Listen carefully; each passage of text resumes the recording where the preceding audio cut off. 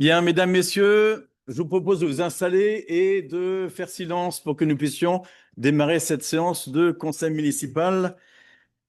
S'il vous plaît. Alors, je commence par faire l'appel. Olivier Lebrun, présent. Bertrand Schneider. Présent. Gouvernement Teston, pouvoir. Valérie Le Destumer. Jean-Philippe Ollier. Présent. Laure Cotin. Louis Le Pivin. Jeanne-Marie Hermann. Arnaud Brosset. Christelle Favre-Lorraine. Antoine Brelier, on va pas tarder, Patrick Homauvert, Livier Vénin, Valérie Le Destumer, Catherine Quillet, pouvoir à Paula Pilikiewicz, Christine Caron, Paula Pilikiewicz, Tony Constant, pouvoir à Jean-Philippe Ollier, Benoît Collin. Il y a un bruit, c'est bizarre. Benoît Collin, présent. Agnès Pira, Muriel Moreau, pouvoir à Arnaud Lancel, Gaël Gavinda, Arnaud Lancel, Nicolas Cosman, Aïlis Kata, pouvoir à Bertrand Schneider, Alice Wynne, Johanna Bordeaux, Baptiste Chevalier-Ruffini, Gabriel Kaufmann, Claire Quesnel, Maïté Carib-Bedouani, Tanguy Le Sceau, Amandine Robert et Lucas Ehrenfeld. Bien, je vous fais passer la feuille de présence. Vous tournerez la page aussi, il y a une signature à mettre sur la page d'après puisque ça concerne le budget supplémentaire que nous voterons aussi tout à l'heure. Donc voilà, je vous donne tout ça. On commence par désignation d'un secrétaire de séance, si vous le voulez bien. Y a-t-il des candidats à cette fonction honorifique? Ah, ça va se battre maintenant. Allez, Gabriel Kaufmann, on garde Arnaud Lancel pour la prochaine fois. Merci beaucoup. Nous commençons par l'approbation du procès-verbal de la dernière séance, celle du 12 avril 2026. Y a-t-il des commentaires? On a vu quelques coquilles d'orthographe qu'on va corriger, notamment dans le titre. Il y a je sais plus, procès verbal, il y a un truc un peu bizarre dans procès. Donc voilà, il y a quelques corrections d'orthographe qui seront faites. Y a-t-il d'autres remarques de fond? Pas de remarques de fond. Donc y a-t-il des oppositions ou des abstentions sur ce procès verbal? Il est donc adopté à l'unanimité. Je vous remercie. Nous abordons donc maintenant l'ordre du jour proprement dit de cette séance, avec le premier point qui est l'actualisation du règlement budgétaire et financier. Je donne la parole à Olivier Venin, conseiller municipal délégué aux finances. Monsieur le maire, mesdames et messieurs les élus, chers collègues, donc nous débutons effectivement ce troisième conseil municipal de la mandature en examinant le règlement budgétaire et financier, qui est une actualisation réglementaire de début de mandature, qui actualise le précédent règlement budgétaire et financier et qui est préalable à toute délibération et décision budgétaire de la mandature qui commence maintenant. Ce document, vous l'avez reçu, il fait une cinquantaine de pages, je ne vais pas prendre le temps de le relire. Il organise la construction budgétaire et son exécution, y compris pluriannuelle, et les modalités de passation des marchés publics en conformité avec la loi. Ses principales évolutions par rapport à la version de 2022 sont les suivantes. D'une part, il y a un compte financier unique qui remplace le compte administratif et le compte de gestion, qui étaient des pratiques préalables, mais déjà sur l'exercice 2025, nous avions procédé ainsi. Il prévoit la généralisation de la facturation électronique à partir du 1er septembre prochain pour toutes les entités publiques, dont les collectivités locales, qui sont assujetties à la TVA. Et il présente aussi de nouveaux seuils de marché public qui figurent dans le document, page 24.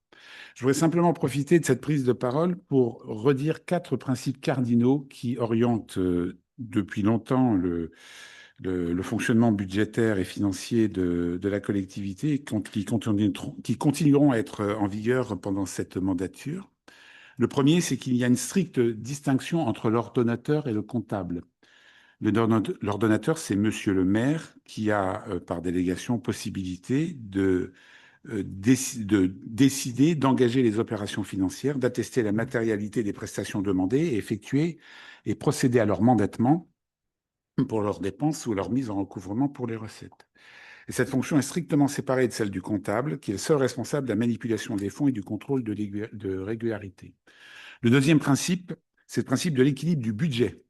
Le budget doit être voté en équilibre ce qui a deux conséquences. La première conséquence, c'est que les sections d'investissement et les sections de fonctionnement sont séparées et établies en équilibre, ainsi que nous allons pouvoir le voir dans le point suivant.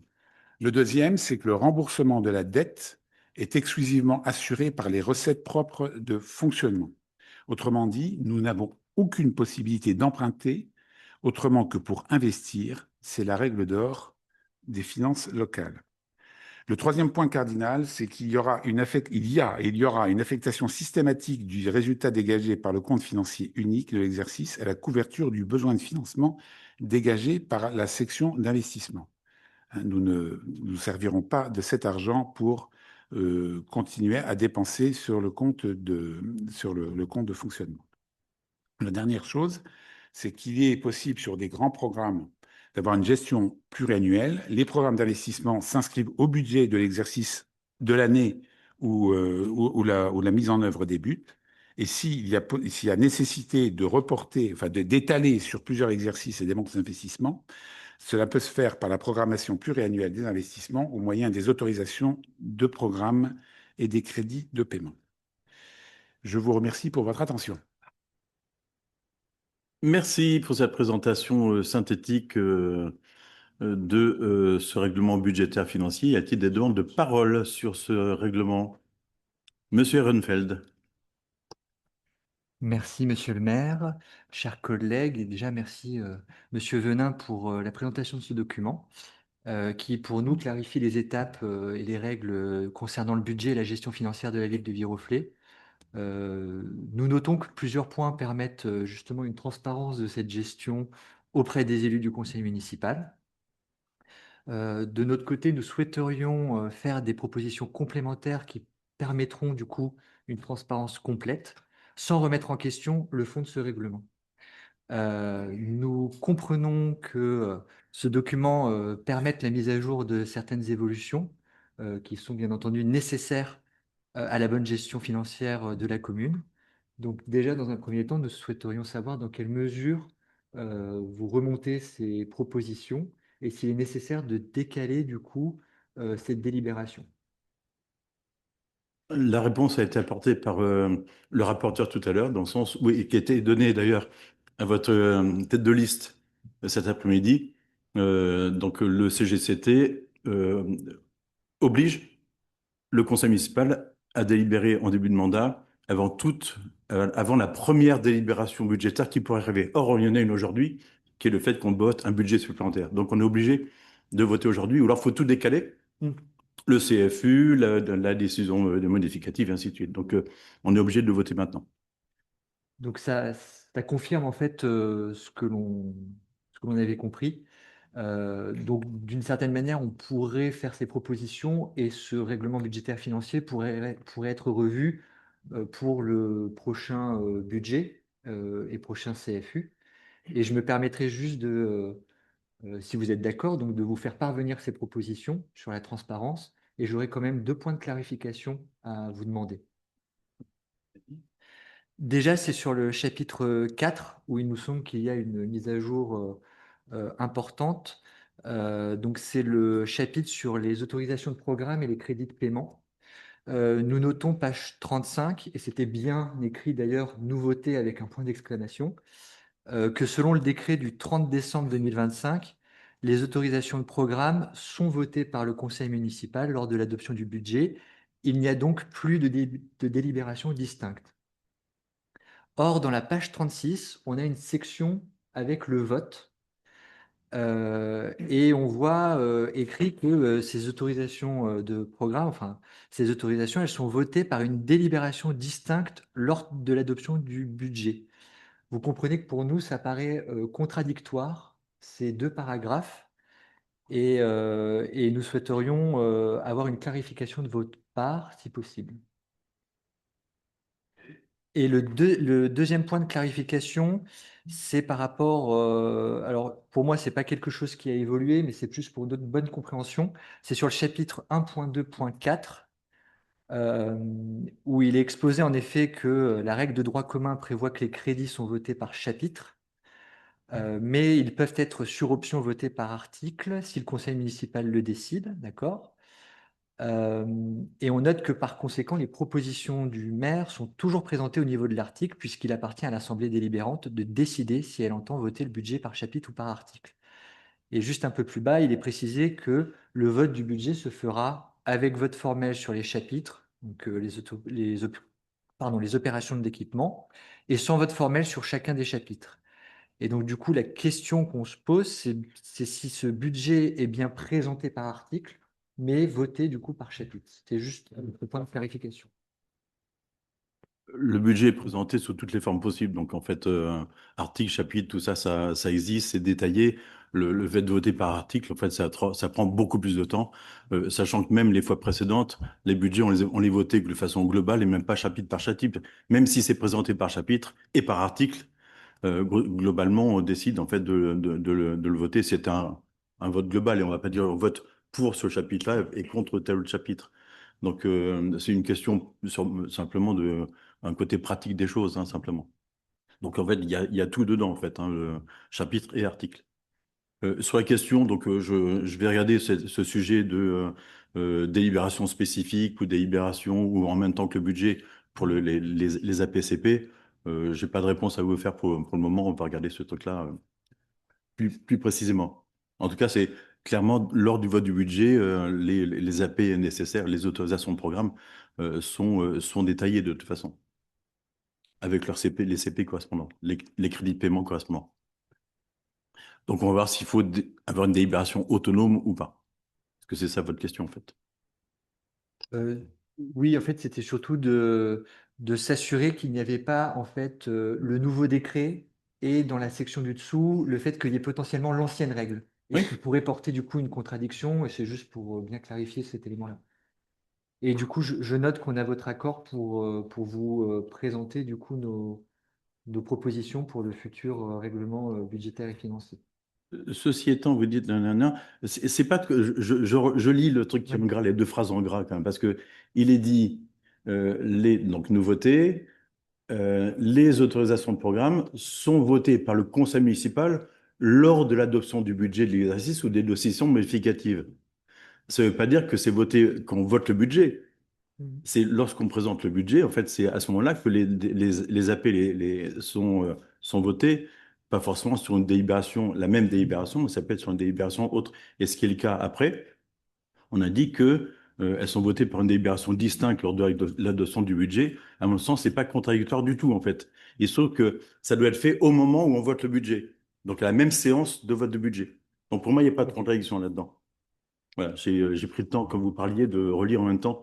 J'ai deux oreilles et puis des deux yeux, donc j'arrive à faire deux choses en même temps. C'est- Ça m'arrive en tout cas. Voilà. Je pense pas qu'il y ait de contradiction là-dedans. Et si elles sont en gras, ces deux phrases-là, c'est qu'effectivement, ce sont deux phrases qui ont été mises à jour compte tenu de la nouvelle rédaction de l'article 1612-51 du CGCT. Voilà, donc on va procéder au vote sur ce règlement budgétaire et financier. Y a-t-il des oppositions sur ce règlement? Y a-t-il des abstentions? Unanimité. Je vous remercie. Nous poursuivons et nous aurons le même rapporteur sur ce qu'on appelle le CFU, le compte financier unique qui, je le rappelle simplement avant que ce soit présenté, ce compte financier unique est le compte-rendu, en quelque sorte, de l'exécution budgétaire de l'année 2025. Dans une entreprise, on parlerait de compte de résultat et de bilan. Là, en l'occurrence, en fait, ça s'appelle un CFU, et donc il ne fait que retranscrire les opérations qui ont été réalisées dans le cadre du budget qui a été voté l'année précédente. Voilà. Donc c'est une photo de ce qui a été fait en 2025. Donc je passe la parole à Olivier Venin pour cette présentation synthétique également. Qui recommence par l'introduction. Monsieur le maire, mesdames et messieurs les élus, chers collègues, donc me revient l'honneur de vous présenter le compte financier unique de l'exercice 2025. C'est-à-dire que par rapport au règlement budgétaire et financier, on commence par la fin, c'est-à-dire la clôture du compte 2025 qui figure au troisième point sur sur le transparent enfin sur le slide qui vous est présenté devant vous. Je ne vais pas commenter tous les slides. Je vais simplement m'attacher à présenter les grands équilibres et les grandes masses qui caractérisent la situation financière de notre belle collectivité. Si on peut passer, Cécile, voilà, sur ce slide-là, qui représente donc ce que je vous disais en point précédent, à savoir la question des équilibres entre les sections de fonctionnement et les sections d'investissement. Et cette petite case qui apparaît en pointillé et qui est particulièrement cruciale, qui s'appelle la CAF brute, que vous voyez en CAF, ça veut dire capacité d'autofinancement, que vous voyez apparaître en bas à droite des dépenses de fonctionnement et qui est reportée en haut à gauche des dépenses d'investissement. Cette CAF brute donc est calculée par différence entre les recettes de fonctionnement et les dépenses de fonctionnement auxquelles on rajoute les intérêts de la dette. Et la CAF brute est reportée systématiquement en ressources d'investissement et nous permet de financer les dépenses d'investissement. On y défalque les remboursements d'emprunts et cela permet de déduire la CAF, la capacité d'autofinancement net. Et c'est cette capacité d'autofinancement net qui est le point crucial, le point névralgique que nous suivons en matière de finances dans la commune. Alors, je vais vous commenter les résultats 2025 et nous finirons par la CAF net parce que c'est le point le plus crucial, comme je viens de le dire.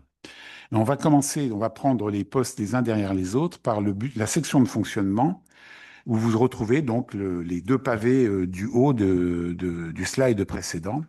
Et je vais simplement attirer votre attention sur quelques chiffres qui me semblent en grande masse importants à considérer. D'une part, le taux de réalisation, avant-dernière colonne.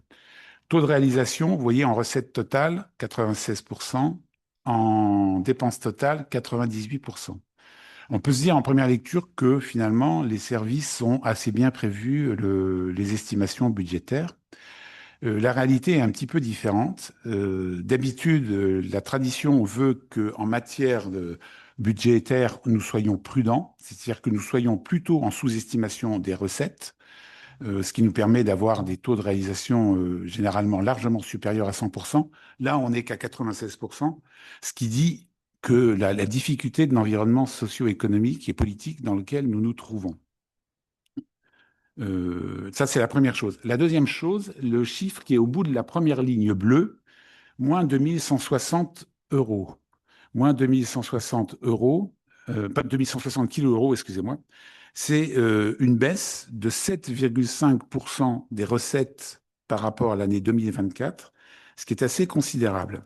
Et ce qui s'explique principalement par deux lignes que vous avez un peu au-dessus, à savoir, enfin par plusieurs lignes, mais entre autres deux lignes. D'une part, la ligne 682 kilos euros qui correspond aux impôts locaux, qui correspond principalement à une grosse baisse de recettes que nous avons eue suite à la décision du Conseil d'État d'exonérer la RATP de la taxe foncière des deux gares du T6, du tramway T6 en 2025, ce qui nous est arrivé sans que nous ayons aucune information préalable de la part de la préfecture et de manière subsidiaire.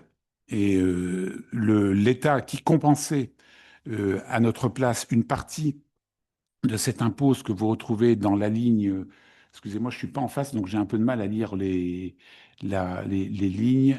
C'est dans les dotations, participations, compensations, taxes foncières locaux industriels à hauteur de 625 kilos euros. Donc nous avons perdu en 2025 cette double ressource, ce qui, si vous cumulez les deux sommes, représente à peu près 1300 kilos euros que je vous invite à comparer par exemple aux impôts locaux qui nous ramènent en recettes à peu près 13 millions d'euros. Donc grosso modo, nous avons perdu 10% de nos ressources fiscales directes locales de manière un peu brutale. Il aurait fallu, pour compenser, augmenter les impôts de 10%. Le précédent mandat municipal a décidé de ne pas prendre une pareille décision qui aurait été mal comprise de la part de nos concitoyens. Donc, 2160 kilos euros, vous avez 1300 kilos euros qui sont perdus sur cette ligne-là. Vous avez aussi sur la ligne dotation la DCRTP, qui veut dire dotation de compensation de la réforme de la taxe professionnelle, 175 kilos euros qui sont perdus également, qui est une baisse tendancielle parce que l'État a l'habitude de faire des réformes, de remplacer ça par des dotations qui, dans le temps, diminuent et puis petit à petit disparaissent. Merci Valérie, je me débrouille. Vous avez également la dotation globale de fonctionnement qui suit la même tendance, qui baisse de 84 kilos euros et qui baissera encore cette année, nous venons de l'apprendre en 2026, de 15%. La seule petite embellie que nous ayons connue, c'est les droits de mutation, les DMTO, droits de mutation sur les transactions immobilières, qui ont augmenté de 277 kilos euros suite à la crise immobilière connue préalablement. Le début de l'année 2026 n'est pas particulièrement rassurant pour l'instant, on verra un peu plus tard, quoi. Et puis enfin, à noter, 372 kilos euros de baisse de recettes au niveau des produits et services, ventes diverses, principalement des baisses de recettes dans le périscolaire et la petite enfance. Donc voilà, tout cela se traduit par le chiffre, pardon, je reviens sur sur ce slide, on voit bien, sur le résultat comptable, vous voyez qu'il passe de 5 309 kilos euros à 2 345 kilos euros. Ça veut dire que nous avons une baisse de 3 millions d'euros du résultat, plus qu'une division par deux par rapport à l'année 2024. Voilà. Si on vient après sur la section de fonctionnement, sur la dépense de fonctionnement, on observe pour les frais de personnel une augmentation de 4%. Globalement, la section de fonctionnement baisse l'augmentation est de 3,4%. Il y a dans les slides suivants une distinction entre les charges à caractère général et les autres charges de gestion qui sont reprises. Je voudrais simplement m'arrêter sur les charges à caractère général pour citer un chiffre qui n'est pas complètement anodin. C'est celui qui a trait aux impôts et taxes que vous voyez apparaître là avec une baisse de 121 876 euros qui correspond en fait au fait que cette année, grâce à une politique active en matière de ressources humaines, nous avons atteint nos obligations réglementaires en matière d'embauche de personnes handicapées. Et donc, la contribution qu'on doit verser normalement au Fonds d'insertion pour l'emploi des personnes en situation de handicap, le FIPHFP, sigle que je ne connaissais pas jusqu'à avant-hier, nous a permis, enfin, on n'a pas eu à payer cet argent, ce qui nous fait un surcroît de ressources intéressant. Voilà. Donc, rapidement sur les dépenses de fonctionnement. Je vous propose de regarder maintenant les grandes lignes des dépenses d'investissement. Voilà. Vous voyez donc sur ce transparent que l'année 2025 a été une année très, très importante en matière d'investissement. 15 805 000 euros. Je ne sais pas si dans l'histoire de Viroflay, il y a une année où on est autant investi dans le patrimoine et les équipements publics. Donc, c'est la première chose que je voulais signaler. Et on est sur un trend qui va terminer cette année. Dans le budget primitif qui a été voté le 12 mars, nous avons prévu 13 900 000 euros. Bon, les flagships, les grands navires amiraux de cette, je parle sous le contrôle de Louis de Pivin, de cette épopée, vous les connaissez bien, c'est le gymnase de Pré-aux-Bois, c'est la Forge, MJV, le village. Bon. Nous avions les réserves pour les financer, vous le voyez sur l'excédent d'investissement reporté. Nous avons également eu la possibilité de négocier de manière assez judicieuse et opportune des emprunts qui nous permettent de financer cela. Ça étant, la baisse de la capacité d'autofinancement va pas nous permettrait pas, de toute façon, si d'aventure nous en avions eu l'intention, de continuer à investir de manière aussi importante dans les années qui viennent. Voilà. Sur le détail que vous avez ici, des différents chantiers, Je ne m'étalerai pas, nous aurons l'occasion d'en parler, nous avons déjà eu l'occasion d'en parler. J'insiste simplement sur le fait que vous avez des taux de réalisation variables qui ne sont pas des erreurs de prévision budgétaire ou financière, qui sont simplement un état qui vous donne une idée de l'avancement des différents chantiers. Par exemple, rénovation gymnase Pré-aux-Bois, 94%, on est sur une queue de chantier avec des garanties de réserve qui sont en cours. Et donc, les chiffres sont à prendre sur ce slide-là et sur le suivant avec cette lecture-là, quoi.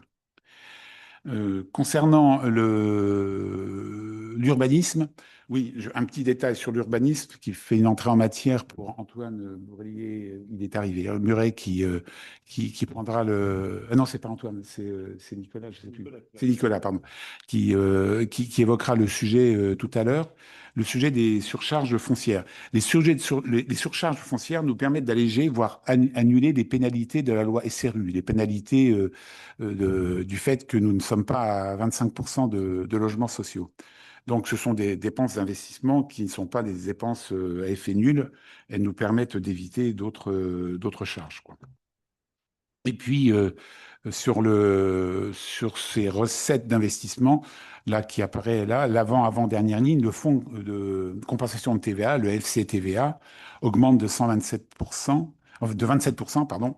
Et ça, c'est dû au fait que sur l'exercice, enfin, que nous récupérons la TVA sur les dépenses d'investissement de l'exercice N-2. Donc là, nous avons, compte tenu de l'augmentation des investissements au cours du mandat précédent, ben, nous avons une augmentation de cette charge. Je finirai donc en insistant sur le fait que, eh bien, oui, nous avons une forte, ça doit être le slide suivant, oui, encore, pardon, après, oui, sur ce slide-là. Donc, nous avons sur la ligne jaune, vous voyez apparaître une très nette dégradation du résultat global de clôture qui est liée au fait que nous avons énormément investi l'année dernière et que nous sommes au terme d'un cycle d'investissement très conséquent et qui perdurera encore en 2026 et qui, après, ne pourra que se raréfier.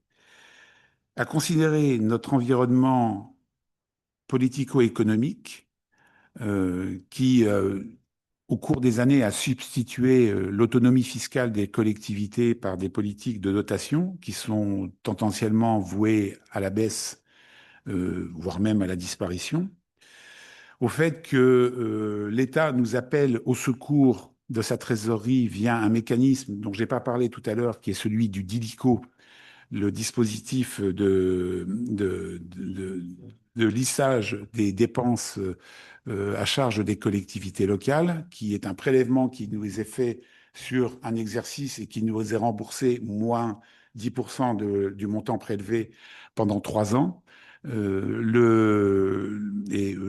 Bon, cette année, il est amené à être mis entre parenthèses, mais en même temps, nous avons appris que la dotation globale de fonctionnement allait augmenter de 15%, elle allait baisser de 15%, donc au bout du compte, c'est un jeu à somme nulle. Donc on est sur tendanciellement des ressources qui baissent. La perte des recettes que nous avons du côté de la RATP n'est pas sur un exercice, elle est récurrente et définitive. Nous avons enfin un contexte géopolitique qui n'est pas particulièrement rassurant, avec peut-être une nouvelle crise de l'énergie comme nous en avons eu avec le début de la guerre en Ukraine en 2022. Il n'est pas possible de spéculer sur un retour de beaux jours avant plusieurs années.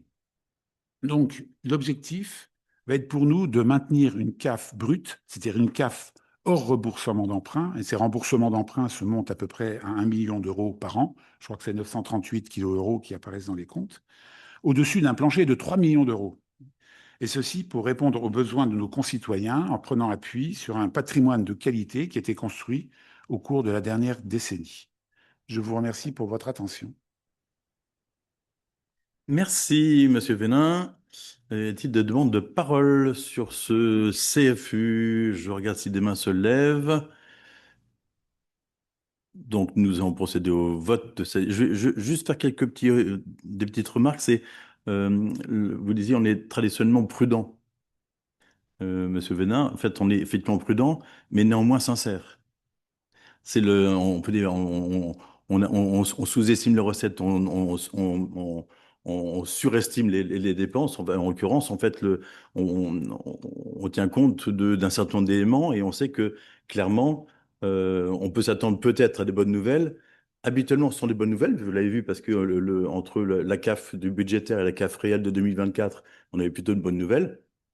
Et il se trouve que sur 2025, c'était une très mauvaise nouvelle qui n'était pas du tout anticipée. Donc, clairement, les budgets sont sincères, ils sont prudents, et je me réjouis en fait d'avoir cette prudence du fait qu'on n'est pas à l'abri de mauvaises surprises.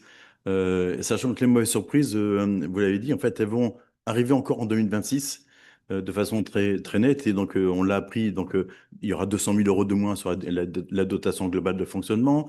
La DSRTP va disparaître. Donc, il y a 91 000 encore. 91 000 euros va disparaître. Le FCTVA a failli disparaître avec la finance de 2026.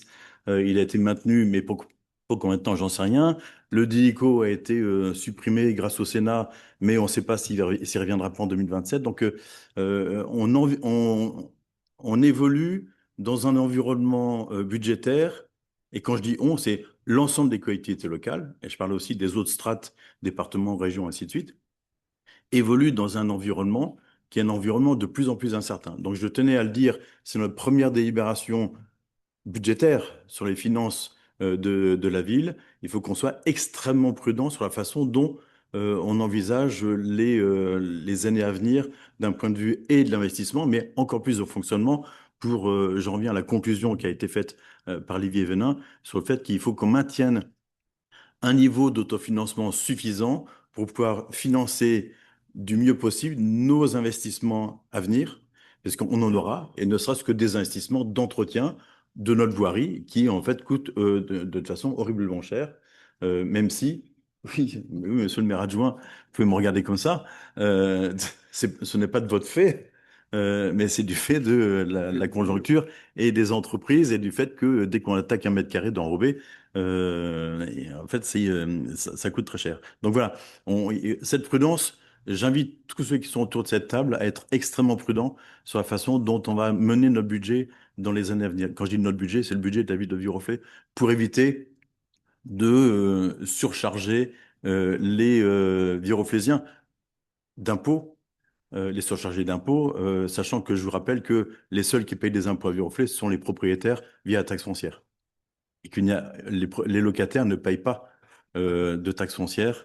Ils payent la TOM, la taxe d'enlèvement des ordures ménagères, mais qui est elle-même perçue par Versailles Grand Parc et qui est refacturée la plupart du temps par les propriétaires aux locataires. Mais il n'y a aucun impôt, la taxe d'habitation ayant disparu, aucun impôt local qui vient à Viroflay qui soit payé par les locataires. Je tiens à le rappeler. C'est un élément important aussi de cela. Sauf sur les résidences secondaires. Il n'y en a pas beaucoup à Viroflay. Mais il y en a un petit peu. Ça nous rapporte 200 000 euros par an, la taxe d'habitation sur les résidences secondaires, quand même. Sur 13 millions, vous avez vu de taxes foncières. Donc, voilà. Donc, si vous avez l'intention, si vous avez une résidence secondaire ailleurs, faites-la en résidence principale, mettez en résidence principale et déclarez comme résidence secondaire celle de Viroflay. Vous paierez certainement moins cher au final en impôts, globalement, et ça rapportera la ville de Viroflay. Voilà. C'est un conseil que je peux vous donner. Voilà, merci. Nous passons donc. Ah, pardon, j'allais faire voter, mais je n'ai pas le droit de faire voter, puisque étant l'ordonnateur, c'est-à-dire celui qui a donné l'ordre de pouvoir dépenser toutes ces sommes donc durant l'année 2025, je dois donc vous laisser libre de voter ce que vous voulez, sans que je vous influence en quoi que ce soit. Donc, je vous propose de donner la présidence de cette séance de conseil municipal à mon premier adjoint, Bertrand Schneider, ici présent, le temps que je m'absente, puis je reviendrai plus tard. Si je suis pas là la prochaine, vous vous enchaînez, hein. Oui, j'en profite simplement pour vous lire l'article L 2121-14 du CGCT qui dispose que le conseil municipal est présidé par le maire, mais dans les séances où le CFU est débattu, le conseil municipal élit son président et le maire doit se retirer au moment du vote parce qu'il n'est plus en fonction lors de cette phase du conseil. Mais bien évidemment, ces dispositions ne font pas obstacle à ce que le maire préside la séance du conseil au cours de laquelle est élu ce président de séance. Vous le trouvez dans le règlement budgétaire et financier, je ne sais plus à quelle page, mais à une page, quoi. Merci, Monsieur Venin. Le maire étant sorti, je vous propose donc de passer au vote. Qui s'oppose? Qui s'abstient? Unanimité. Je vous remercie. Et donc, on va pouvoir passer à la délibération numéro 3, l'affectation des résultats 2025 du compte financier unique du budget principal de la ville. Monsieur Venin, c'est à vous.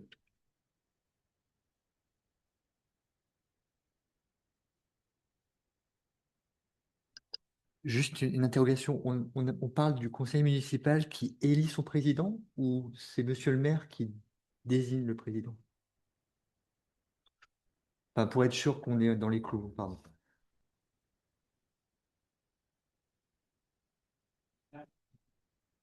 Non, c'est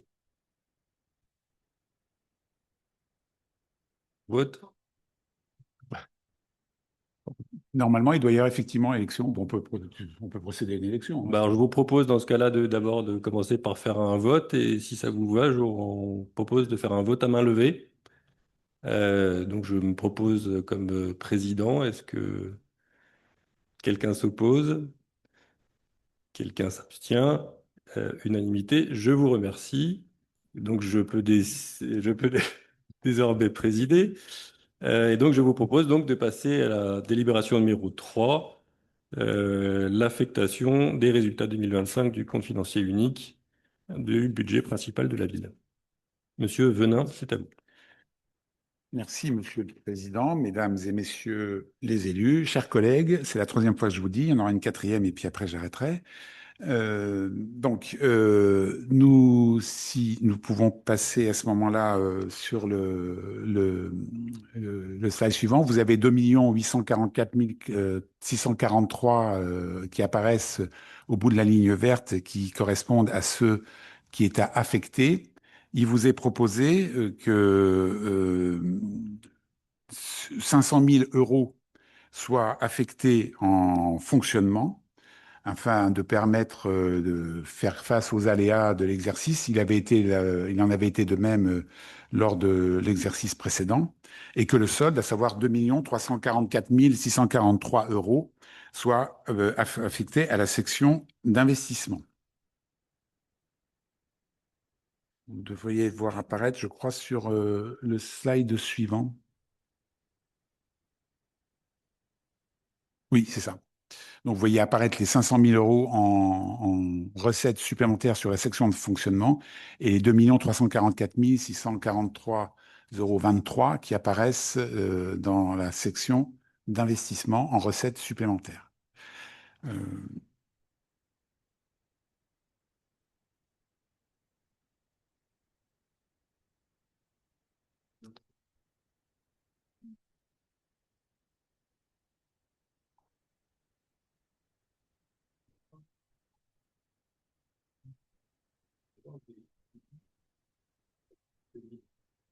Et ensuite, nous avons à main levée.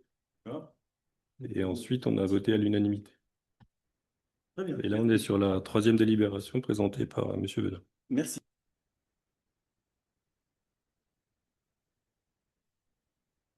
Donc,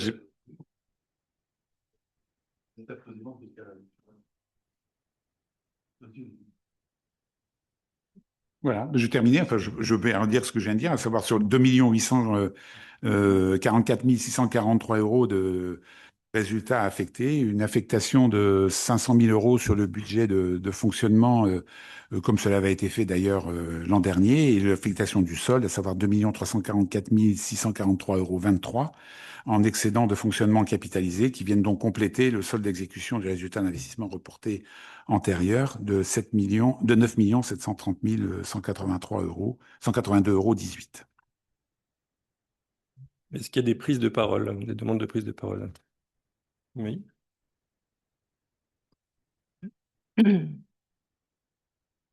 Messieurs, mesdames, chers collègues.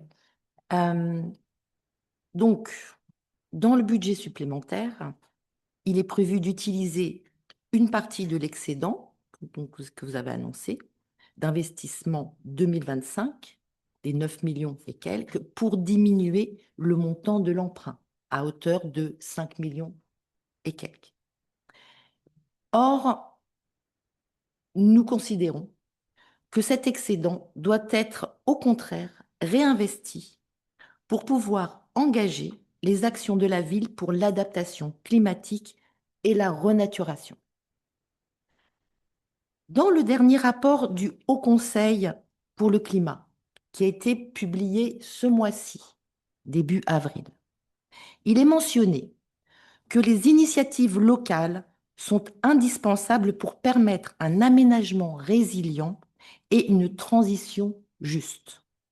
En effet, rappelle le rapport, la montée des aléas liés au changement climatique est particulièrement prégnante sur le terrain et nécessite que les territoires se préparent, développent les moyens de gestion des crises à leurs mains et favorisent la prévention afin de protéger leur population. Il est préconisé en particulier que les communes augmentent de 130% leur investissement en la matière, c'est-à-dire que les communes doivent investir plus du double de ce qu'elles investissent aujourd'hui. À Viroflay, nous pouvons agir dans plusieurs secteurs pour lesquels nous avons déjà des appuis et des connaissances. L'énergie, en créant avec les citoyens une coopérative d'énergie grâce à l'installation de panneaux photovoltaïques sur les bâtiments municipaux, par exemple, et nous pouvons prendre pour cela l'exemple de Ville d'Avray, de Trappes et d'autres villes que je ne peux pas toutes les citer. L'alimentation, en utilisant notre restauration en régie pour distribuer du bio et local grâce à des partenaires déjà identifiés et ainsi protéger la santé future de nos enfants. Le déploiement de la mobilité douce, avec en particulier un plan de circulation, et la végétalisation de l'espace urbain. Étant donné le montant de notre capacité d'autofinancement qui, nous l'avons bien noté, a diminué, nous pouvons doubler notre emprunt pour prendre notre part à cet enjeu majeur en établissant un plan pluriannuel ambitieux. Oui, s'endetter aujourd'hui, c'est anticiper les conséquences du dérèglement climatique et de la perte de biodiversité d'un lendemain très proche et qui coûtera beaucoup plus cher à la ville et mettra directement en danger nos concitoyens qui sont nos voisins de tous les jours. Vous l'avez dit, monsieur le maire, les aides de l'État sont aujourd'hui réduites. Elles le seront probablement encore plus demain. Je vous remercie. Votre conclusion est parfaite. Vous avez bien compris qu'on a une CAF qui a diminué de moitié. Notre excédent n'est pas 9 millions. Les 9 millions qu'on a ici, c'est du report pour financer notre budget d'investissement de 2026, pardon. Donc clairement, c'est pas de l'argent qu'on met de côté, hein. On thésaurise pas. Au contraire, c'est de l'argent qui va être utilisé. Simplement, la réduction. Permis de rembourser une partie de l'emprunt. Excusez-moi, je vous donne la parole quand vous pouvez éteindre votre micro d'ailleurs pour l'instant. C'est moi qui distribue la parole en fait et pour que les choses soient plus claires. Là, en l'occurrence, on avait inscrit un emprunt budgétaire au budget 2026. Là, simplement, le fait de constater un résultat d'investissement et de fonctionnement pour 2025, on le reporte sur 2026 et donc ça permet de diminuer l'inscription budgétaire d'emprunt. Quand vous dites, en fait, et je vous ai entendu, on a presque l'impression qu'on n'a jamais rien fait sur la question de du climat, de l'énergie sur Viroflay. Et vous dites, il faut augmenter de 130%. Je ne sais pas d'où sort ce chiffre-là, de 130% de notre investissement. Les communes doivent faire ça.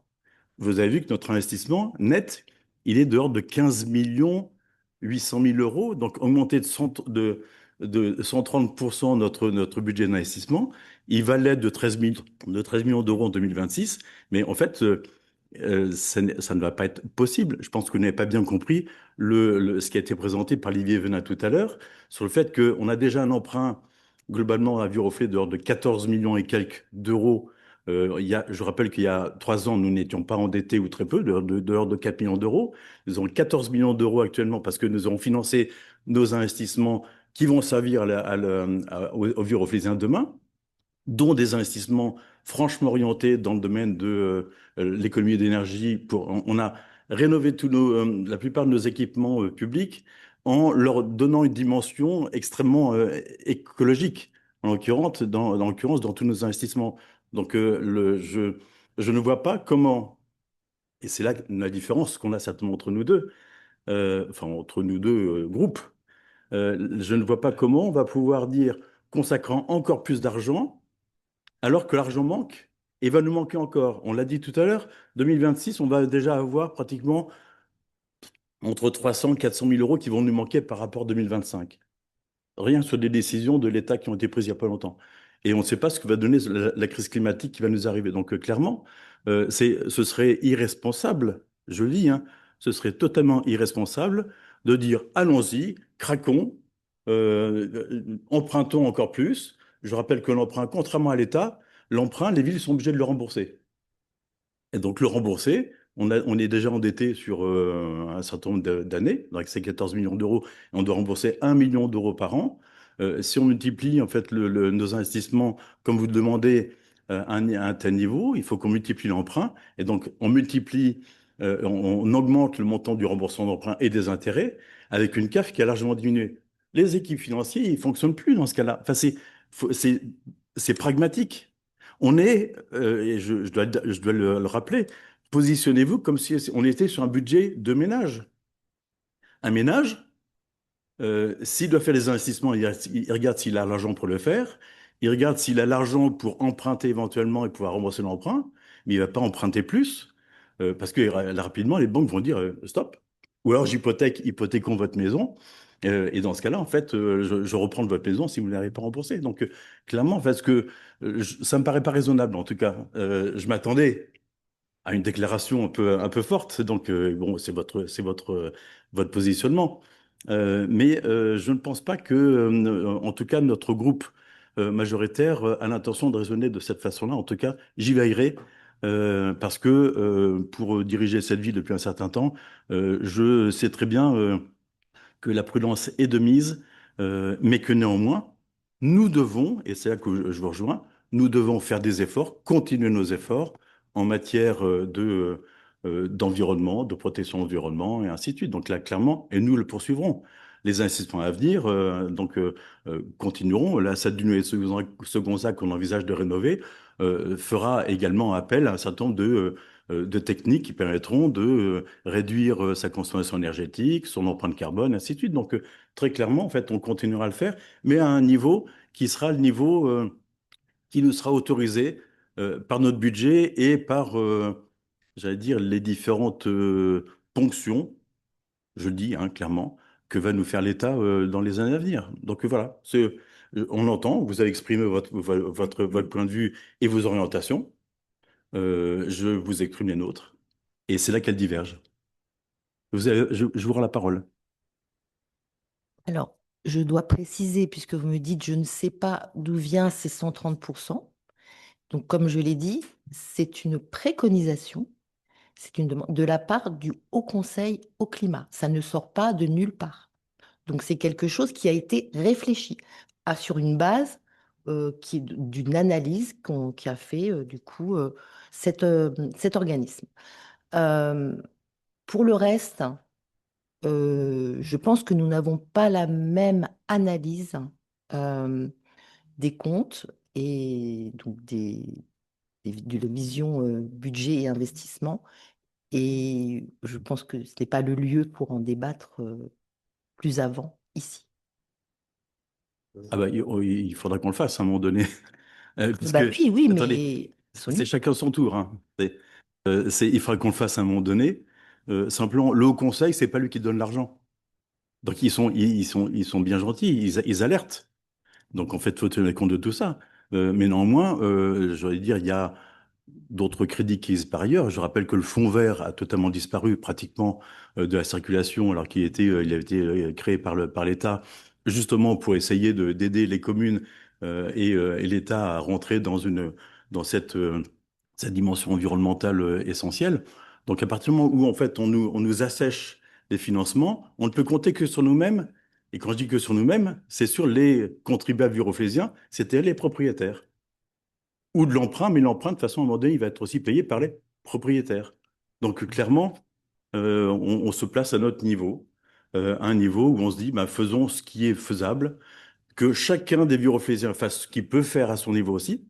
Je le rappelle aussi, c'est un élément important de responsabilisation des uns et des autres. Mais en fait, tout ne doit pas peser sur les collectivités. Je pense qu'il y a un certain nombre de politiques qui peuvent être menées à un niveau autre. Mais là aussi, l'État n'a plus l'argent nécessaire. Déjà, on a du mal à payer les retraites et on va avoir encore plus de mal à les payer dans les années à venir. Donc, je ne sais pas exactement la santé. Enfin, je ne fais pas tout le truc parce que sinon, ça va vous déprimer. On va tous se jeter par la fenêtre. Voilà. Mais clairement, je le redis, en fait, et on en débattra au prochain budget de toute façon sur le sujet. Vous aurez des orientations, on en aura d'autres, on vous fera des propositions, vous en ferez d'autres. Mais je pense que il faut savoir rester raisonnable et se dire de quoi nous disposons et pour pouvoir répondre à certaines problématiques euh, qui sont les problématiques d'avenir, mais aussi les problématiques de quotidien des bureaucrésiens. Donc, j'entends tout à fait ce que vous dites. Je vois une main qui se lève à ma gauche. Madame Caron.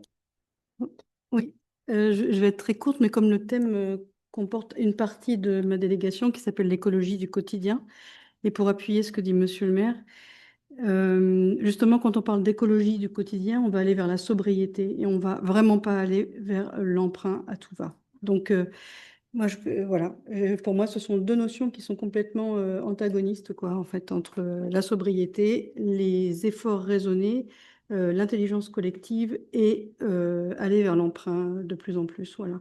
Donc, vous avez parlé de l'alimentation bio, on y travaille, vous le savez bien. Vous avez lu notre programme, je sais.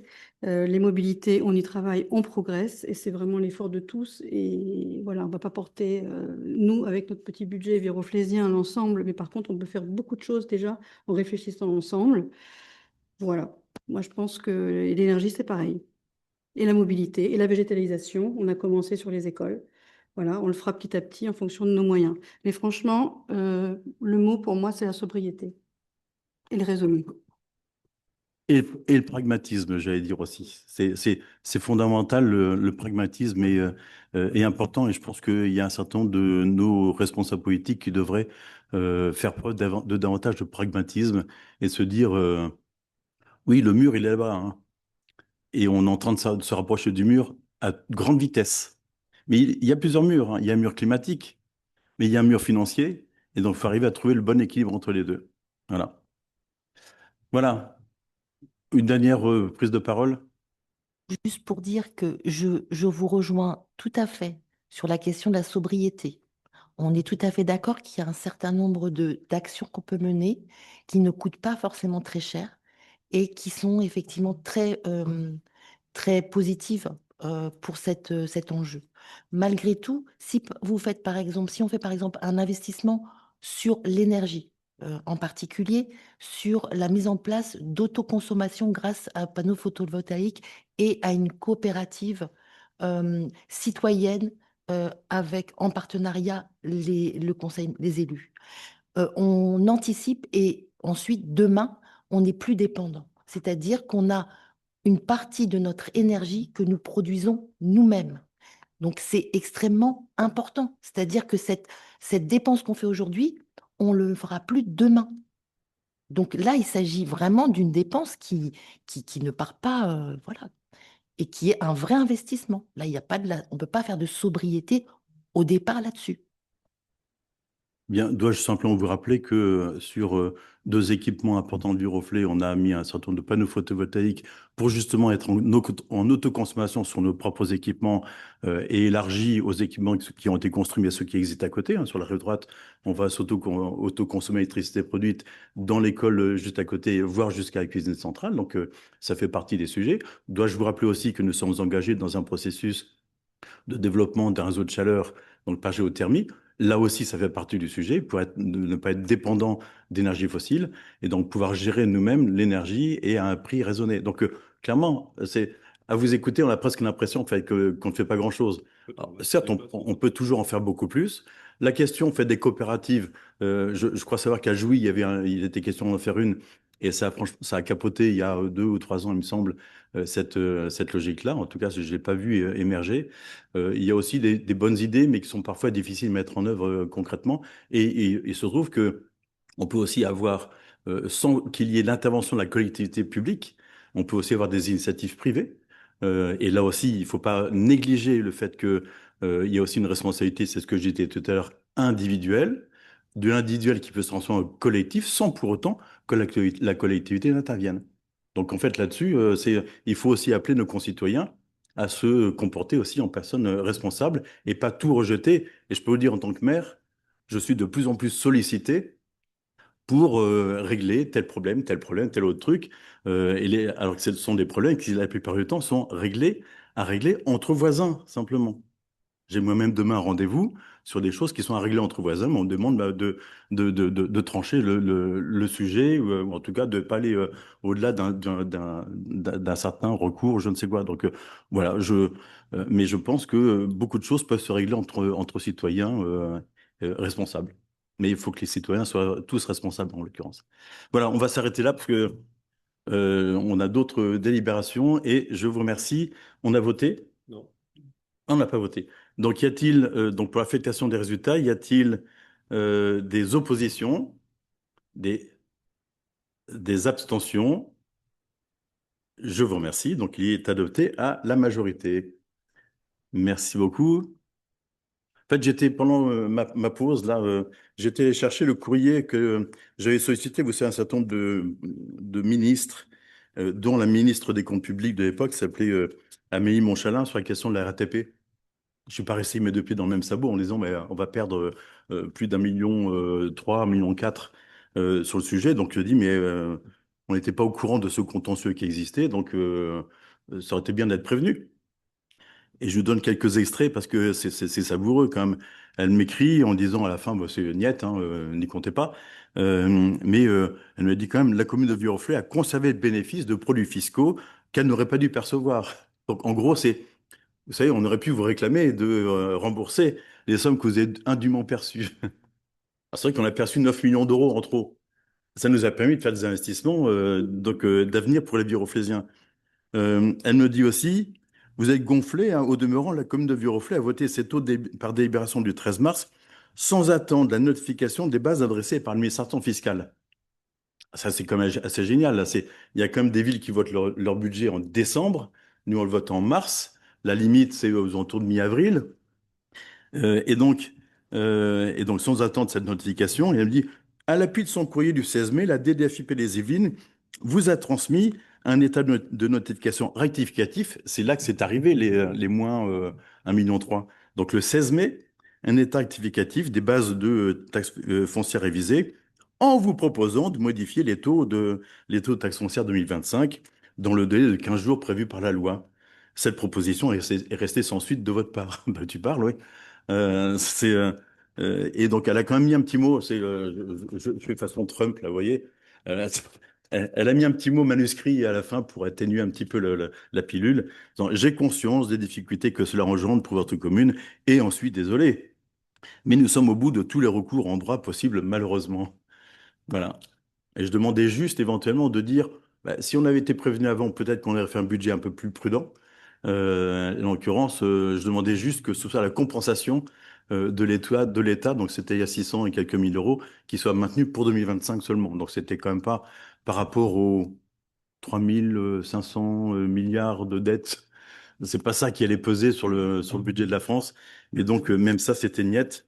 Et donc, j'ai demandé notamment à Jean-Noël Barrot de soutenir ma démarche également. Mais ça n'a pas abouti. Voilà, je garde ce courrier précieusement parce qu'il est génial. Voilà. Nous passons à la délibération suivante. On a voté oui. La décision modificative, c'est on a fait le résultat. Oui. Décision Donc, modificative. le quatrième et dernière délibération pour ce qui me concerne, Monsieur le maire, Mesdames et Messieurs les élus, chers collègues. Donc, nous traitons maintenant du budget supplémentaire qui apparaît à l'écran et où vous voyez apparaître l'affectation des 500 000 euros en section de fonctionnement et des 2 344 643,23 euros en section d'investissement.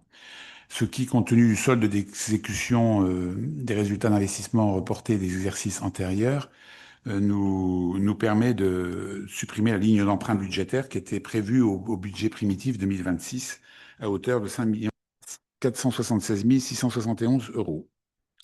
Voilà, il vous est proposé d'adopter ce budget supplémentaire de l'exercice 2026. Alors, il me semblait que c'était ça que j'avais fait voter, celle-là déjà. Non. OK. Donc, elle a été rapportée 2 fois, comme ça, c'est plus clair encore. C'est l'affectation des résultats. Vous remarquez juste une chose, en fait, l'affectation des résultats, ça a été fait voter par... donc, on vote l'affectation des résultats. Y a-t-il des oppositions, des abstentions? Affectation des résultats, et après le BS. Donc, je crois que c'était sur le budget modifié que vous aviez voté contre. L'affectation des résultats, c'était OK, que ce soit bien clair. Je remarquais juste une chose, c'est que sur l'excédent des 2,8 millions, on en met 500 000 en section d'investissement. Là aussi, en fonctionnement, c'est aussi une poire pour la soif au cas où on se retrouve avec des mauvaises nouvelles en cours d'année 2026. C'est ce qu'on a fait sur les 2 dernières années parce que on n'est pas certain habituellement, on affecte tout à l'investissement. Donc, c'est voté ces deux-là. Donc, la 3 et 4 ont été votés. On passe maintenant on reste dans le domaine financier, mais donc sur des choses d'évolution de la ville de Viroflay. Et donc, nous avons 2 demandes de garantie d'emprunt pour des logements sociaux. Et c'est Nicolas Cosman qui va nous rapporter la première et la deuxième, mais à commencer par la première, pour Versailles Habitat au 150-158 avenue du Général Leclerc. Donc, monsieur le maire, mesdames et messieurs les conseillers municipaux, euh, donc j'interviens. Alors, je ne sais pas exactement ce que je dois lire, ce que je dois dire, ce que je dois expliquer, donc je tâtonne un peu. Donc, cette délibération concerne la garantie d'emprunt et convention de réservation d'un logement euh, entre donc Versailles Habitat contracte un emprunt auprès de la Caisse des dépôts pour l'acquisition de 4 logements sociaux PLS, donc rue Jules Herbron, et 154-158 avenue du Général Leclerc, et nous demande à la demande à la ville de Viroflay la garantie pour l'emprunt relatif à l'acquisition de ces 4 logements. En contrepartie de cette garantie, donc Viroflay apporte la garantie de régler l'emprunt en cas de défaut de règlement par Versailles Habitat. Et en contrepartie, nous obtenons du bailleur social qu'il s'engage à réserver à la ville de Viroflay un contingent de 1 logement, c'est-à-dire un droit de réservation du logement accordé à la ville de Viroflay. Voilà. Merci beaucoup. Au total, c'est une 684 205 euros. Pardon. Au total, c'est une vingtaine de logements sociaux qui sont construits. Et la garantie d'emprunt est demandée juste sur les PLS. Y a-t-il des demandes de parole sur cette demande de garantie d'emprunt? Non. Donc c'est garantie d'emprunt et convention de réservation de logement. Donc, Y a-t-il, donc on vote, y a-t-il des oppositions, des abstentions? Unanimité, je vous remercie. Vous poursuivez, Monsieur Cosman, avec la deuxième, qui est la même chose, mais pour une autre opération. Donc, même modèle avec l'immobilière 3F, emprunteur auprès de la Caisse des dépôts et des consignations, pour un montant, cette fois-ci, d'1 084 000 € pour 4 logements, 1 PLAI et 3 PLS, au 14 rue Gabriel Péry à Viroflay. Et également avec une contrepartie pour une réservation pour la ville de Viroflay d'un contingent de 1 logement. Merci, Monsieur Cosman. Y a-t-il des demandes de parole? Sur celle-là précisément, pas sur la deuxième, la première. Sur la délibération numéro 6. Monsieur Le Sceau, vous avez la parole. Monsieur le maire, chers collègues, le logement social fait partie des priorités du groupe Cité et des Ferroflésiens. Nous voterons donc pour cette délibération. Néanmoins, l'article 8 de cette convention avec Immobilière 3F a attiré notre attention. Cet article évoque une future convention cadre en gestion en flux. Passionnant. Des droits de réservation. Ça vous parle, monsieur le maire, je pense. En décembre 2024, monsieur le maire, vous étiez engagé en conseil à établir un bilan pour Viroflay au bout d'1 an sur cette réforme, donc cette réforme de passage en gestion de flux de droits de réservation. Réforme, je vous cite, Gloubi-Boulga. Mais je vous rejoins sur la complexité de cette réglementation, censée diminuer le taux de vacances et qui n'est peut-être pas forcément pertinent ni adapté à l'échelle de Viroflay. Donc, les questions, elles seront simples. Nous souhaitons donc savoir, vos services ont-ils avancé dans l'élaboration de ces conventions cadres avec les bailleurs sociaux? Si oui, cette gestion est-elle maintenant appliquée à Viroflay? Et dernier point, pourquoi un droit de réservation sur un PLS et non un PLAI? Parce que sur les 4 logements dont on garantit l'emprunt, il y a, il me semble, 2 PLAI. Et ça s'adresse à des demandeurs plus précaires. Je vous remercie. Alors oui, j'ai qualifié cette réforme de Gloubi-Boulga. Je dirais même qu'elle est bordélique, pour être encore plus précis. Et c'est pas je suis pas le seul à le dire. Les bailleurs sociaux le disent aussi, et la plupart des autres maires ou maires adjoints en charge du logement des villes aux alentours le disent également. Le maire adjoint en charge du logement à Versailles, qui est président de Versailles Habitat, je peux vous dire, il est remonté comme un coucou sur cette réforme gestion en flux. Pourquoi cela? Parce que déjà, en fait, on n'a pas encore signé toutes les conventions avec tous les bailleurs sociaux de Viroflay. Donc, en fait, la convention cadre existe. Elle a été signée avec quelques bailleurs sociaux, pas encore avec toutes. Les bailleurs sociaux s'engagent avec ces différentes conventions à faire un bilan annuel. C'est eux qui font le bilan annuel aux communes sur l'état des réservations qui sont dues aux communes année après année. Donc pour les 3F, c'est pas très compliqué parce qu'ils ont quelques centaines de logements sur Viroflay. Pour un bailleur qui a une dizaine de logements sur Viroflay et qui a des logements un peu répartis partout dans toutes les villes des Yvelines ou ailleurs, bien il doit faire un bilan sur, en gros, pour dire bah, il y a rien eu en quelque sorte.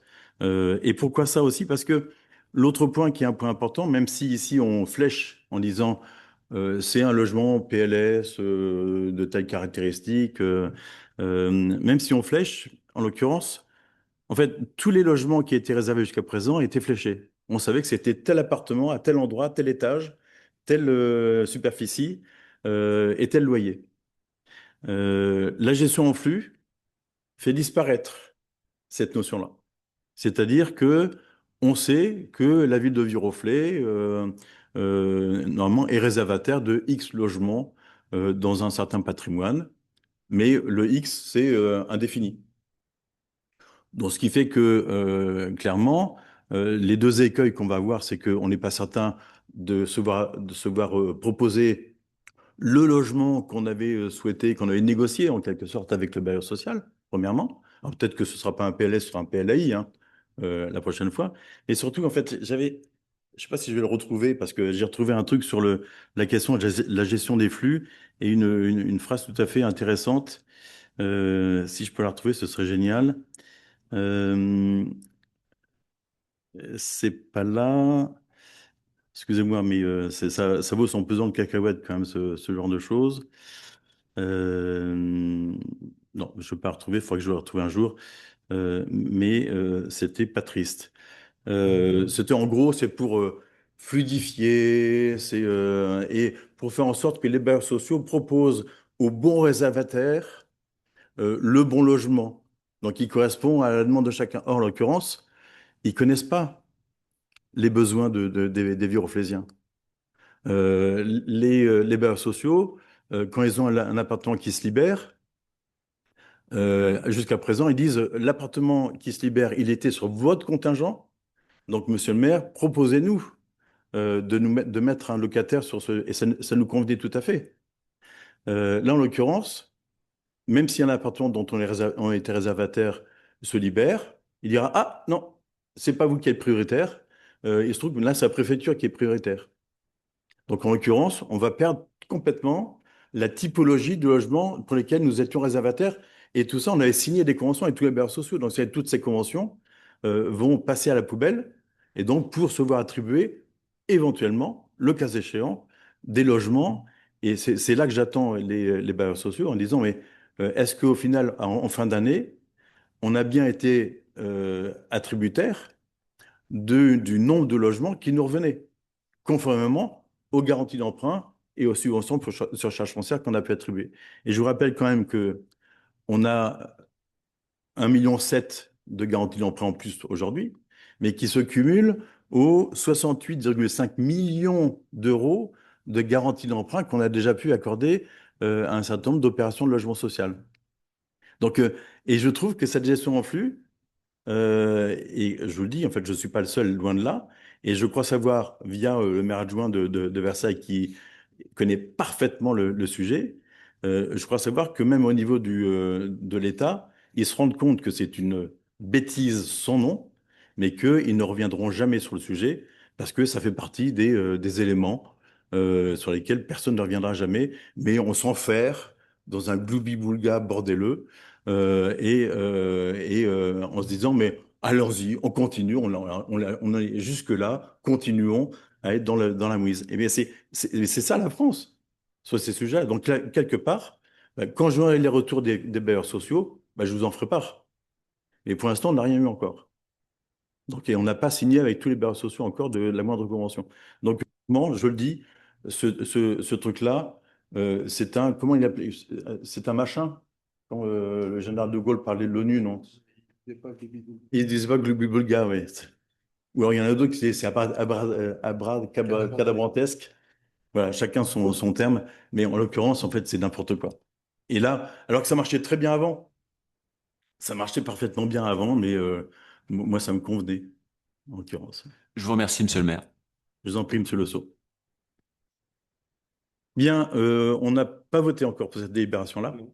Donc, je vous propose de voter pour cette garantie d'emprunt pour les 3F. Je rappelle juste aussi, si cette opération s'est faite, c'est parce que il y a eu sur cette opération une vente qui était envisagée et qu'on a demandé aussi aux bailleurs sociaux de pouvoir se positionner pour racheter ce petit immeuble.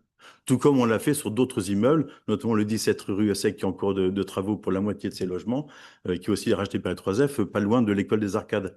Donc clairement, c'est aussi un souhait de la ville de Viroflay de pouvoir proposer à des bailleurs sociaux de reprendre du patrimoine de Viroflay, de pouvoir le rénover sur le plan énergétique, entre autres, de le moderniser pour pouvoir ensuite le proposer en tant que logement social. Donc, et pour cela, on utilise tous les outils qui existent à notre disposition pour faire en sorte de pouvoir augmenter notre part de logements sociaux dans Viroflay. L'avantage de ce genre d'opération, de celle-ci et du 17 Rio 7 dont je parle, c'est le fait que ce ne sont pas des logements neufs.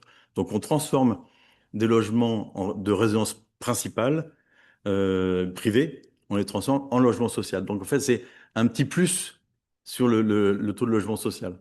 Je vous ferai une démonstration un jour de l'absurdité de la loi SRU, voilà, qui n'est pas une absurdité morale, mais qui est une absurdité mathématiques, puisque je pense que certains d'entre vous aiment bien les mathématiques. Vous allez être comblés. Voilà. Nous procédons donc maintenant le vote s'est fait. Ah non, pas fait. Ah, ouais, je suis perdu.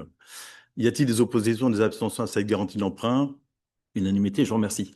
Nous restons sur les deux mêmes opérations. Maintenant, c'est plus une garantie d'emprunt, c'est une surcharge foncière qui va vous être proposée. Et c'est Antoine Brelier-Mury qui va vous présenter ces deux garanties d'emprunt, ces deux subventions pour surcharge foncière, l'une après l'autre. Nous proposerons de voter juste après. Allez-y, monsieur le maire adjoint. Monsieur le maire, mes chers collègues, les deux prochaines délibérations concernent les mêmes opérations que la 5 et la 6, mais cette fois sur un autre pan. Vous savez qu'à Viroflay, nous payons des pénalités chaque année d'à peu près 250 000 € au titre des amendes qu'on doit pour la loi SRU, puisqu'on n'est pas aux 25% de logements sociaux. Et l'État, dans sa grande mansuétude, nous permet de convertir une partie, enfin tout ou partie de ces pénalités en surcharge foncière, c'est-à-dire en subvention versée aux bailleurs sociaux lorsqu'ils acquièrent du patrimoine en VFA sur la commune. Vous savez qu'à Viroflay, le foncier est rare, le foncier est cher. Et donc, pour pouvoir équilibrer leur opération, les opérateurs sociaux sollicitent les communes quand c'est le cas, comme pour ces deux opérations, donc de l'angle Herbon-Leclerc et de Gabriel-Péry. Alors, je précise pour ces deux opérations, c'est important de le savoir, chers colistiers, chers publics qui êtes nombreux, que ce sont des opérations qui sont, sur le plan environnemental, au-delà des seuils réglementaires. C'est-à-dire que, en fait, c'est du foncier porté par les FIF. Et dans ces cas-là, on est particulièrement exigeant en matière réglementaire et également en matière sociale, puisque dans cette opération du 154-158 Leclerc, nous avons 40% de logements sociaux et non pas 30%. Voilà, alors dans la délibération, vous avez le détail de la ventilation. La première, donc c'est 130 000 € pour Versailles Habitat sur cette opération pour 20 logements. Et la seconde, c'est pour I3F. C'est ça, hein, I3F. Pour 35 000 € pour les 4 logements sociaux. Merci, monsieur le maire adjoint. Donc, y a-t-il des demandes de parole sur ces deux délibérations qui ont été présentées ensemble? On va les voter séparément. Donc, nous votons pour la première, donc pour l'opération Jules Herbron pour Versailles Habitat. Il y a des oppositions, des abstentions. Unanimité, je vous remercie. Et pour celle des 3F 14 rue Gabriel Péry, opposition, abstention, unanimité, je vous remercie. Je précise juste une chose, vous pouvez montrer la photo précédente. Voilà. Je précise juste une chose, c'est que ce projet-là a fait l'objet d'une présentation auprès de riverains il y a quelques semaines. Et nous avons quand même reçu un recours, même deux recours de riverains sur cette opération-là, des recours gracieux, dont notamment, je vous en fais part parce que ça vaut aussi son pesant de cacahuètes, disais-je tout à l'heure, sur le fait que c'est une opération qui se trouve sur le trottoir pair de l'avenue, c'est-à-dire le trottoir nord de l'avenue. Il y a des personnes qui habitent sur le trottoir sud de l'avenue, qui, dans leur recours, indiquaient que ça allait leur faire une perte d'ensoleillement de leur logement. Vous voyez un peu le niveau du type de recours qu'on peut avoir. Oh non, vous faites comme si c'était normal. Non, c'est pas normal. C'est clairement, et moi, quand je vois un recours comme ça, quand le juge voit un recours comme ça, j'espère bien qu'il le met tout de suite à la poubelle. Clairement, on voit bien que c'est du recours, c'est pour faire traîner les choses, c'est du recours dit abusif. Donc, clairement, ce genre de choses, voilà. Mais c'est pour vous donner un petit peu le type de difficulté auquel nous sommes confrontés quotidiennement dans ce domaine notamment du logement social. Il y a certains viroflésiens qui disent, mais vous disiez tout à l'heure, c'est attendu le logement social par tous les viroflésiens, c'est pas vrai. Il y a un certain nombre de viroflésiens qui n'attendent pas de logement social à Viroflay, et les recours sont souvent sur des arguments fallacieux, c'est simplement parce qu'il y a du logement social à côté de chez eux, c'est tout. Voilà, je tenais à mettre les choses au clair. Donc nous avons voté pour les deux, c'est parfait. La séance est terminé, sauf qu'il y a encore un petit exercice qui est fait que nous avons reçu une question du groupe Cité dans les délais impartis, même s'ils n'auront pas encore voté le règlement intérieur, mais néanmoins, effectivement, vous avez respecté le règlement intérieur, ce projet-là. Et donc, je propose donc c'est Monsieur Ehrenfeld qui est de lire la question du jour. Je vous remercie, Monsieur le maire. Donc, chers collègues, depuis les élections, nous avons constaté l'abattage d'arbres et de haies le long de l'avenue de Versailles, au niveau du parc de Bon Repos, ainsi qu'à proximité de la Forge. Ces abattages ont heurté de nombreux viroflésiens et viroflésiennes qui sont, comme nous toutes et tous, sensibles aux enjeux du changement climatique. Nous souhaitons donc alerter nos collègues du conseil municipal sur l'importance d'informer et d'accompagner nos concitoyens et nos concitoyennes face à ces situations. Dans ce contexte, plusieurs marquages ont par ailleurs été observés dans le parc forestier de Rive Gauche, qu'on appelle communément la piste, ainsi que dans la forêt de Fosse-Repose. Face à ces marquages dont la signification leur échappe, nos concitoyens s'inquiètent de voir disparaître le patrimoine arboricole de Viroflay. Aussi, souhaiterions-nous obtenir des éclaircissements sur 3 points. Comment s'organise la gestion des parcs forestiers entre la commune et l'ONF? Quelle est la signification des différents marquages constatés? Et enfin, quelles actions la mairie mène-t-elle pour préserver notre patrimoine arboricole? Bien, je confie la réponse au maire adjoint qui se trouve juste à côté de moi, qui est donc Jean-Philippe Ollier, en charge de l'aménagement de l'espace public, et qui a fait une réponse plus longue que votre question. Merci, Monsieur le maire. Mes chers collègues, effectivement, j'essaie de ne pas être trop long, mais d'être quand même précis et de répondre aux questions. Tout d'abord, merci au groupe Cité de poser cette question qui va me permettre d'exposer ce sujet important aux milliers de viroflésiens qui nous suivent ce soir. Alors, avant de répondre, j'ai donné quelques précisions sur les faits que vous avez relatés. D'abord, la forge. Depuis 3 mois, oui, nous avons coupé 4 arbres afin de créer un petit jardin agréable au contact direct de ce lieu d'accueil des seniors. Alors, je détaille les 4 arbres. D'abord, un arbre a été coupé tout début mars, très proche de la nouvelle construction, car sa présence empêchait l'accès PMR aux étages sociaux. Pourtant, accès qui est exigé par la réglementation et qui était prévu au permis de construire qui fut présenté en son temps aux riverains. Deuxièmement, juste à gauche de la bretelle actuelle qui descend de la rue Sec vers le centre-ville, nous avons récemment coupé 3 arbres. Alors, celui du milieu vivotait. Il était gêné par ses 2 voisins. Il n'apportait rien en fait.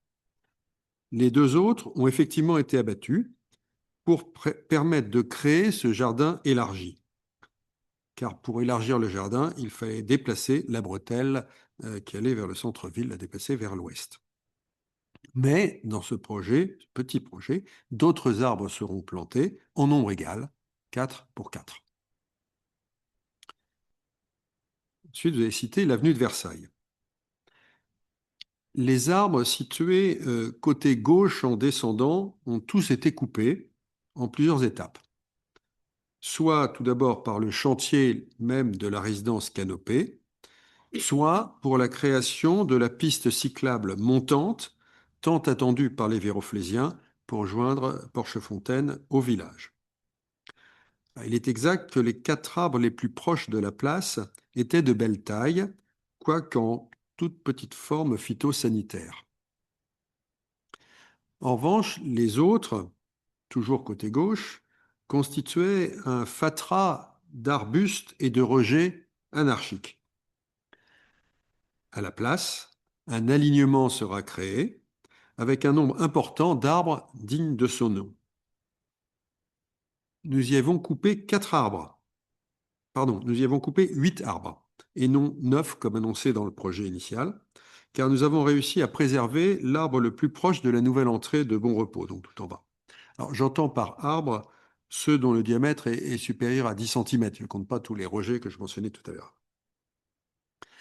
veuillez noter quand même que du côté droit, c'est-à-dire du côté des voies ferrées, j'ai décidé de conserver intégralement l'alignement existant. Parce que là, il y avait un vrai alignement. Et par conséquent, de rénover ce trottoir à minima et en prenant de grandes précautions envers les arbres. Alors le bilan est clair. Nous avons coupé 12 arbres et en planterons une soixantaine. C'est d'ailleurs écrit dans notre programme électoral que je vous invite à relire, mes chers collègues. Maintenant, venons-en aux questions. Tout d'abord, généralement, vous semblez nous reprocher de couper des arbres en douce. C'est totalement faux.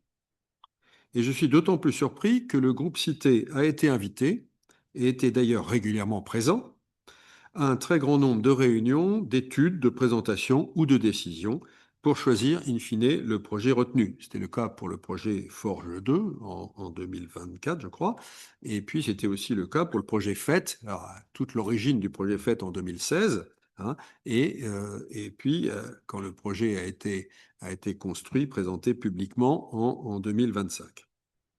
Sans compter les affichettes sur chantier, ou mieux, la mise à disposition sur le site de la mairie du projet FET, dans lequel figurent les bilans arbres que je rappelais à l'instant. Tout le monde peut consulter cette présentation. La deuxième question concernait les marquages d'arbres. Alors, je comprends que certains puissent s'émouvoir. Alors, je vais expliquer. Je vais vous donner d'ailleurs in extenso le message que j'ai posté sur Facebook dès l'arrivée, le premier commentaire, « Ouh là là, on coupe des arbres ». Alors, il répond en même temps au type de relation qu'on a avec l'ONF sur ces parcs forestiers. Comme la forêt voisine, ou les forêts voisines, pardon, les deux parcs forestiers, rive droite et rive gauche, appartiennent à l'État, qui en confie la gestion à l'ONF.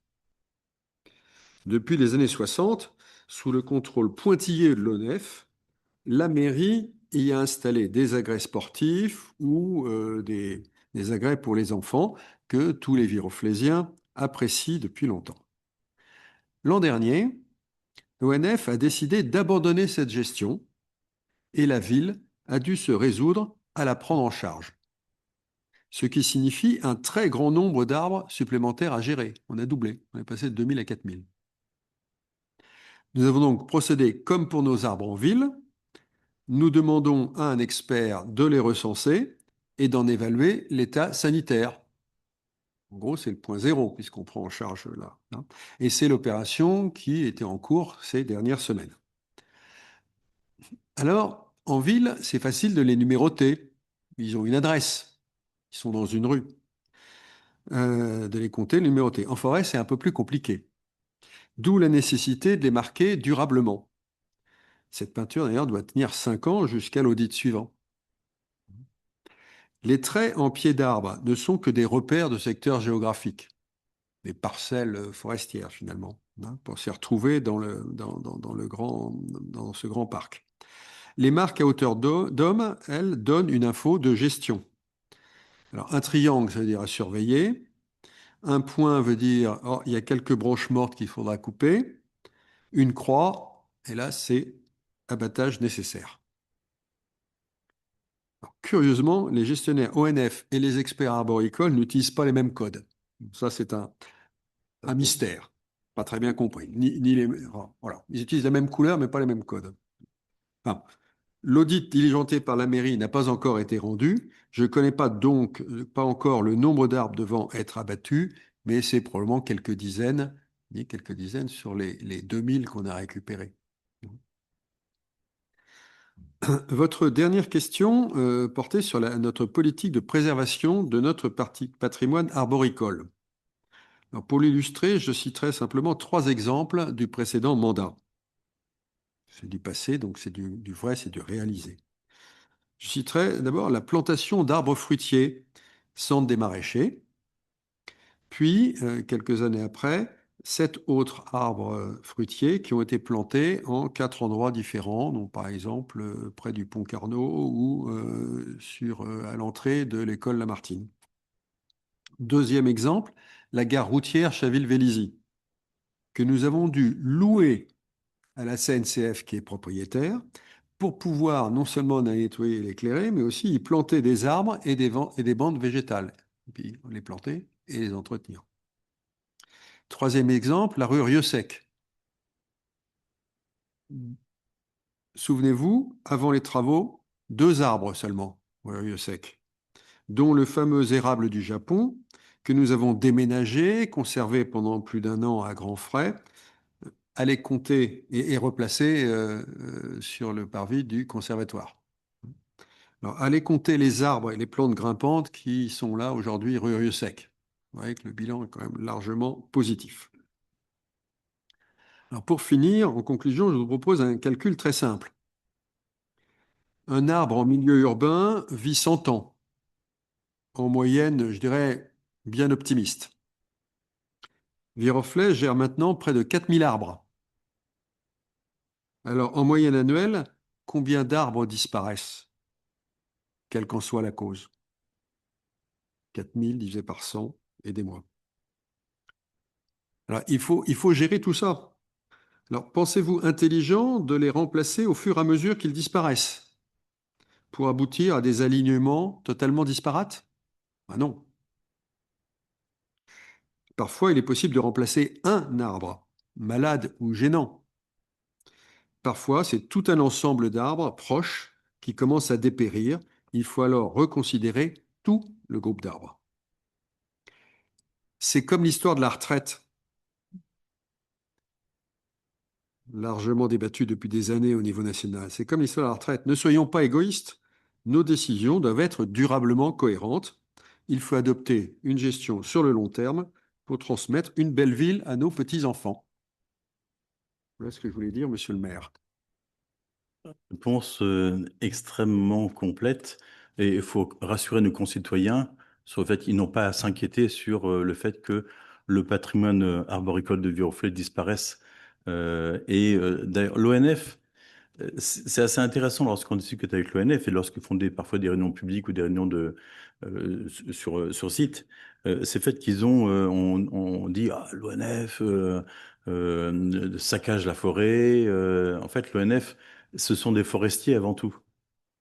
Et les forestiers, je ne crois pas qu'ils ont j'allais dire, qu'ils aient intérêt à dévaster une forêt. Une forêt, ça vit, tout comme les arbres en ville doivent vivre. Et les arbres en ville, en fait, ont certainement une vie plus difficile que des arbres en forêt. Donc, voilà, je pense qu'il est nécessaire d'en tenir compte et de les renouveler de façon régulière parce que ils sont malades, parce que si, parce que ça. Donc, le patrimoine arboré de Viroflay ne disparaîtra pas. Et j'en veux pour preuve aussi le fait que pendant pas mal d'années, ces dernières années, on a un peu transformé Viroflay en sorte d'arboretum urbain. Vous avez remarqué peut-être par-ci par-là dans Viroflay, on trouve des petits panonceaux devant un certain nombre d'arbres en disant cet arbre, c'est un chêne à feuilles d'érable, un hêtre à feuilles de laurier. Enfin, il y a tout un tas de trucs différents avec le nom latin scientifique en dessous. Et donc, c'est pour aussi en fait montrer que Viroflay, il y a une diversité d'arbres qui existe. On a été très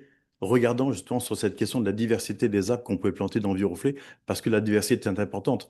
Ce qui n'a pas été le cas lorsque des grands alignements d'arbres ont été faits, notamment dans le quartier Pasteur, Louvre. C'est fait qu'à cette époque, en fait, à l'époque où ça a été fait, tous les mêmes arbres a été plantés. Et lorsqu'il y a une maladie qui se met sur un arbre, ce sont tous les alignements de ces arbres-là qui en souffrent et qu'il faut à un moment donné pouvoir renouveler avec des arbres d'essence différentes. Donc il y a une vraie gestion arboricole de Viroflay et qui est augmentée par le fait que l'ONF est bien contente de se débarrasser de l'entretien de certains secteurs, comme les 2 parcs forestiers, rive droite et rive gauche. Voilà pour la réponse que on souhaitait faire à votre question.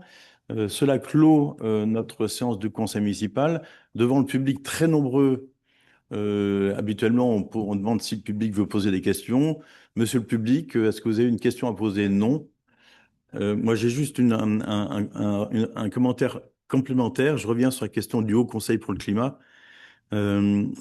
je lis en fait un texte qui m'est parvenu sur mon téléscripteur. Le Haut Conseil pour le climat a recommandé une augmentation significative des investissements climatiques des collectivités territoriales. Les communes, intercommunalités, départements, régions, les départements sont exsangues sur le plan financier, doivent tripler ou quadrupler leurs investissements climatiques pour faire face aux défis climatiques actuels. Et je précise, je poursuis avec la phrase suivante, le gouvernement doit également fournir les moyens nécessaires pour soutenir ces investissements. Voilà.